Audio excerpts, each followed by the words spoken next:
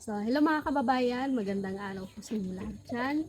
So, kumusta na po kayo? So, ngayon, nandito tayo sa ating garden, dito sa ating likod ng bahay lang po. So, ngayon mga kababayan ay mag-harvest tayo ng gulay para meron tayong ulam mamaya, hapon. So, ito na po yung first harvest namin to. Kumakain ka nito, Beng? Kain ka nito, Beng? Ha? Opo. Opo. So, si Arlene Joy po yung ating cameraman. At saka pala mga kababayan, no, nandito na pala si Kubay. So, si Kubay po ay okay na. Ano po, hindi. So, si Kubay po, okay. Dong. So, so, si Kubay pala mga kababayan ay okay na po siya. So, anong sakit mo, Kubay? Ano? Anong sakit mo? UTI. UTI. Ba't ka nagka-UTI?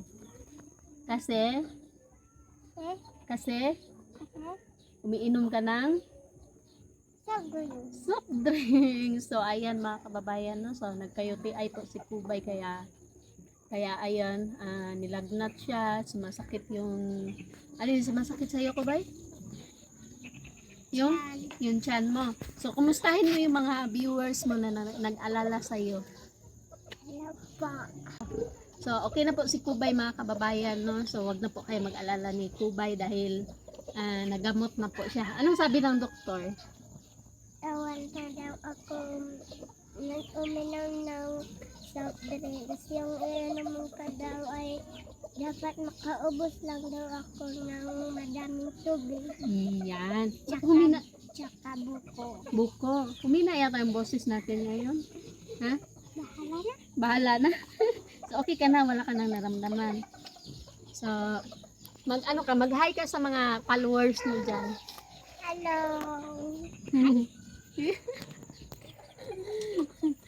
So, ayan. Mag-ano muna tayo. Magkuha tayo ng gulay doon. Para nga tayo gulay. Tara. Masarap dumama.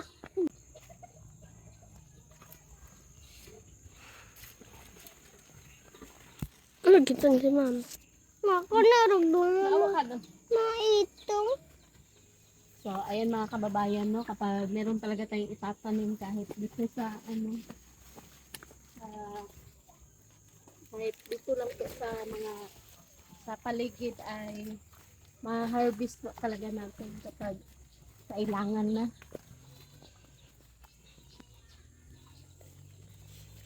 Hindi na sumama si Kubay mga kababayan dahil merong may mga langgam. Dito na ka daw. Balik na dito, be. May mga langgam. So, si Arlene Joy na lang po yung papahirapan natin. Yeah, pasok ka dito, be. Training man. Di ba gusto ka magsundalo, be? Ganyan. Magkamang-kamang ka. Ma. Yan, meron kupos ba? Ikupos. Gulay muna tayo nito para healthy.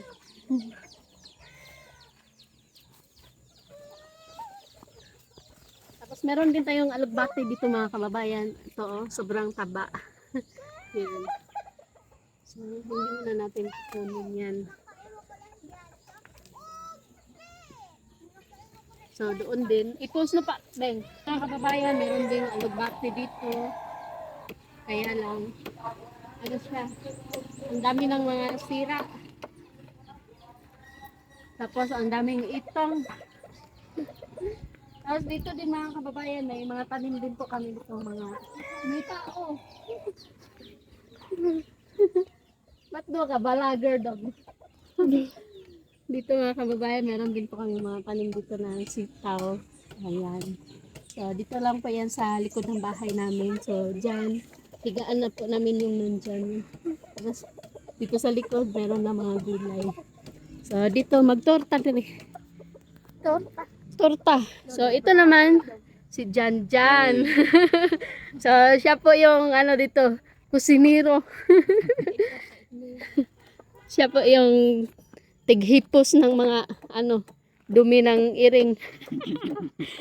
So siya po yung pamangkin ko mga kababayan. No? Siya po yung nagtatrabaho doon sa sakahan. Tapos dito naman sa likod ng bahay namin, meron pa kami mga seedling dito na sili. Yan. Para may matanim kami. Tapos dito naman, meron kaming mga seed bags dito mga kababayan, no? So, ayan. Meron po kami mga nilagay dyan na mat nang lutaw o sa ini so kakao. May nabali. Ay, di ko natubuin eh. So, meron pong dito mga kakao. So, yan. Lalagyan po namin yan ng mga kakao. Nakay. So, ayan mga kababayan, tapos na po akong kumuha ng sitaw. So, dito naman, meron kaming mga, dito, mga iba't ibang klaseng mga tanim. So, magluluto muna tayo. Dahil, hapunan na.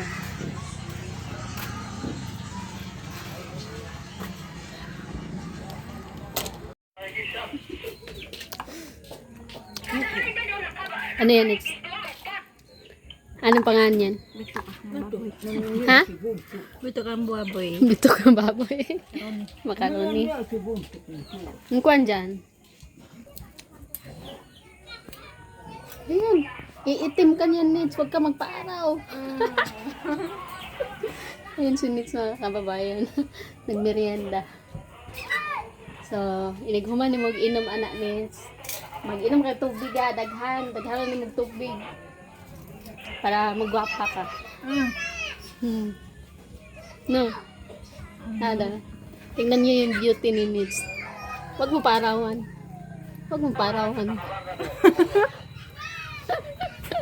Ayan si mama mga kababayan. Ayan si mother may cellphone. Kaya ka man tayo. Ayan si mama.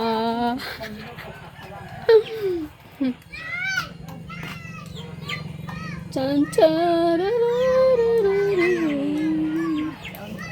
kaunti. Ha? Naanang buyag.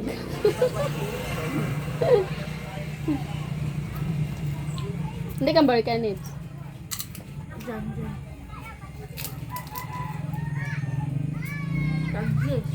Tagjis.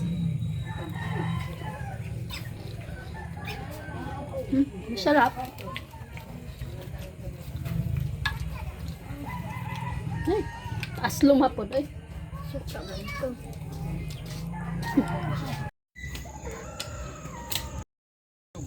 So, ayun mga kababayan, tapos na po ako nanguha ng gulay namin. So, yung ulam po namin ngayon mga kababayan ay dito lang po namin kinuha. So, dyan. Ang talo kasi sa kapayas ta. Ay, dodo. Ha? Yung papaya pala namin dito mga kababayan ay lalaki po siya. Ayan no. Matla-down ka eh. Uyakon. So, ito mga kababayan, kapag lalaki po yung yung papaya, meron po siya mga bulaklak. So, hindi po siya namumunga. So, tanggalin na lang to dyan. Awa na lang. Kaya lalaki, mandi ay ni. Lalaki. Kapunan. So, ano na lang daw ni dyan mga kababayan, kapunin. So, ay kuan niya, nganong kapunon man, ipaduol yun. Para mamunga.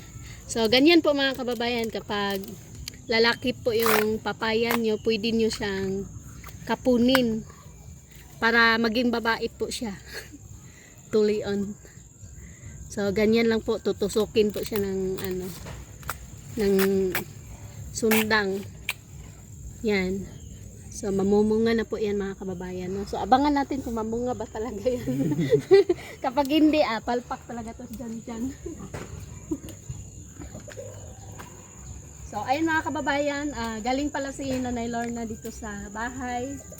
So, meron po siyang bad news doon po sa bahay na tinitirahan niya ngayon kasi ano daw, natatakot daw po si Nanay Lorna na matulog daw doon dahil lalong-lalo na po kapag umuulan dahil ano po yung doon sa likuran niya, yung may mga gulayan, ano siya, may bitak. So natatakot si Nanay Lorna na baka ma-landslide siya doon. So bukas ko na lang po siya puntahan doon para makita po natin kung ano po yung nangyari sa sa paligid ni Nanay Lorna. So ayan, tuwing umaga po, tanghali, nandito si Nanay. So maya-maya po nandyan na naman si Nanay Lorna. So dito na din siya pakainin mamayang gabi para din po siya mga kababayan, para makakain po siya ng mga gulay-gulay, ganon, pati si Kayla.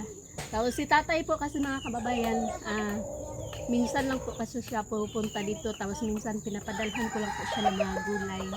So ayan, suportahan niyo po yung mga vlog ni Nanay Lorna mga kababayan, no? Sana po ay hindi po kayong magsawa na manood sa mga videos po ni Nanay Lorna para po malaking tulong na po yan sa kanyang pamilya para makakain din po sila ng maayos. So nagpapasalamat po talaga ako sa mga nagmamahal po kay Nanay Lorna.